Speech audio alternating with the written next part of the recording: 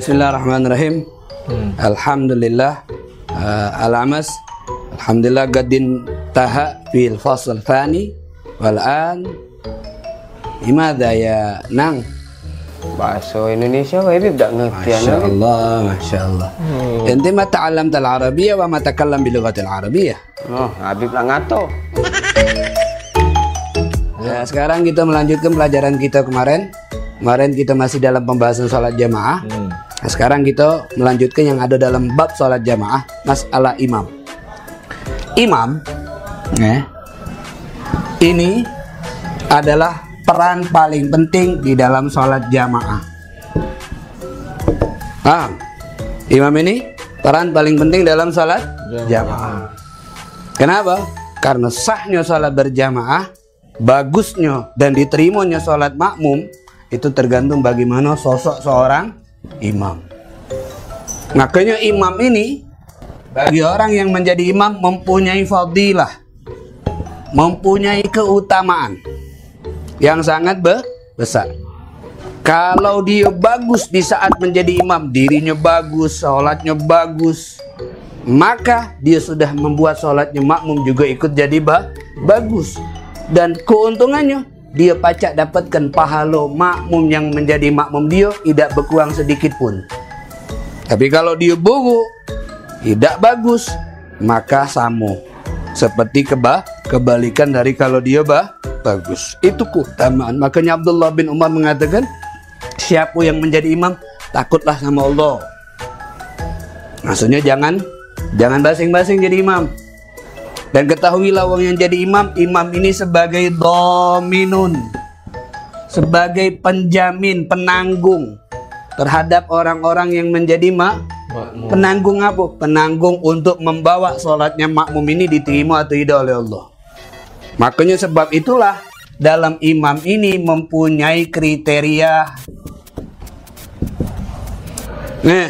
Kriteria atau ciri-ciri orang yang layak menurut agama untuk dimajukan jadi imam. Karena kalau tidak dimaini akhirnya ada yang macak-macak jadi imam, tapi akhirnya sholatnya tak benar kakek. Sholatnya tak benar. Sampai sini pembahasannya bisa dipahami? Paham dong? Paham nam. Alhamdulillah. Sekarang kita lanjut. Isma'u wanzuru ila sabur. Perhatikan dan lihat ke papan tulis. Pertama, seorang yang menjadi imam itu adalah afqah. Apa itu afqah? Orang yang paling paham tentang ilmu agama.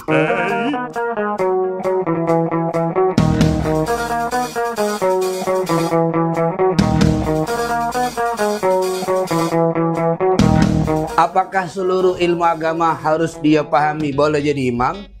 Tidak harus semua ilmu agama.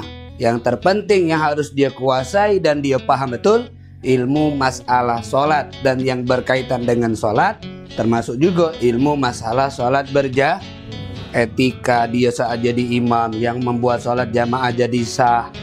Semua yang berhubungan dengan sholat jamaah dan sholat dia pahami, maka boleh dia untuk maju jadi imam. Kalau misal ada di situ beberapa orang yang layak jadi imam, sama-sama afqah, sama-sama bagus dalam pemahaman ilmu agamanya, maka lihat kriteria yang kedua, yaitu adalah aqra. Apa itu aqra? Ada yang mengatakan orang yang paling banyak hafalan Qur'annya, ada yang mengatakan orang yang paling bagus bacaan Qur'annya.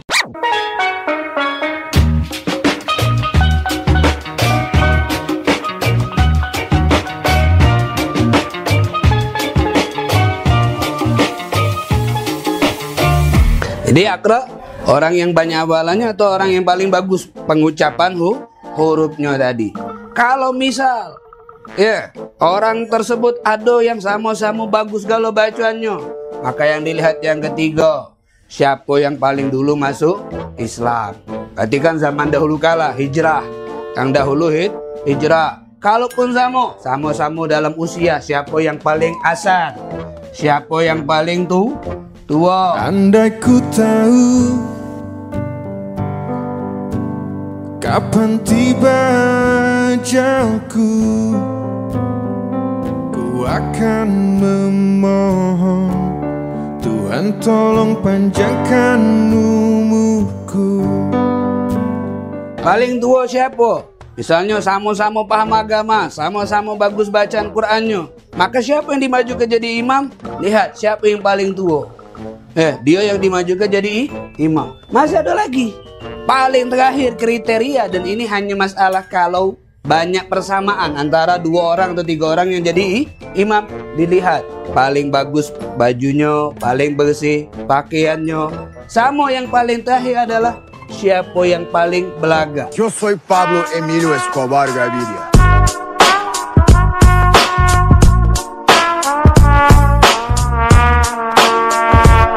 Plata o plomo.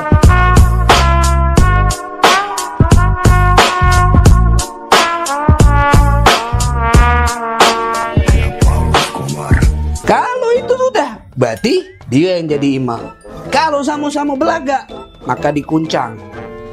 Ditulis namanya, dikuncang siapa yang metu, atau digilih ke beh.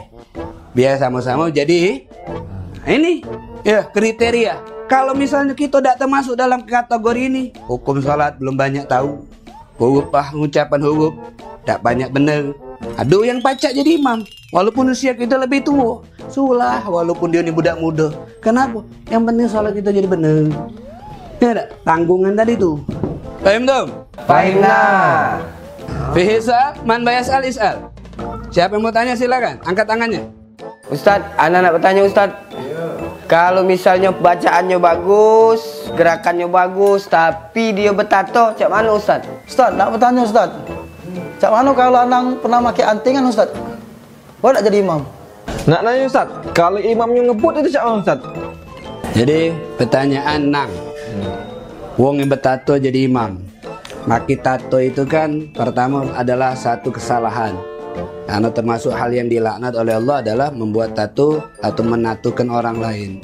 Karena dengan ada tato tadi kan kulitnya terhalang daripada air kan, sebab tertutup dengan tinta-tinta tadi yang bercampur dengan darah tersebut.